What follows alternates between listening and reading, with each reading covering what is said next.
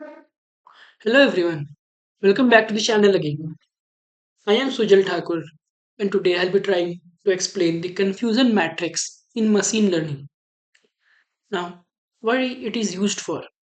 A confusion matrix is a table which is used to check how well a classification model is working. It compares what the model predicted with what the actual answer is. It shows where the model is correct and where does it gets confused. What a confidence matrix shows simply is how many predictions were right, how many were wrong, and what type of mistake the model made. Now, there are four parts of a confusion matrix. As you can see in the photo here, there is the TP, which is the true positive, the FP, which is the false positive, the FN, false negative, and TN, true negative. True positive means the model said yes, but the actual answer was also a yes. So, true and positive, both ways correct. True negative is when the model said no and the answer was a no. False negative is when the model said no but the answer is a yes.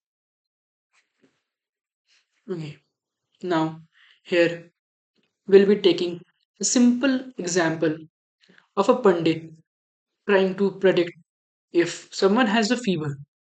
Now, case 1 where the person has fever. Now, there are two subcases to this. When the Pandit says the person has fever, true positive, both are correct. The next one is when the Pandit says no fever. The person had fever, the Pandit said no fever. False negative. Case 2 when the person does not have fever. Pandit says fever, false positive. Now the person does not have fever. Pandit says no fever. So his prediction is right, so true. But the person does not have fever, so negative.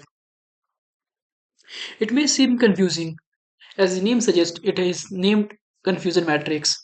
But once you try this 2 to 3 times, you will slowly grasp what it's trying to achieve.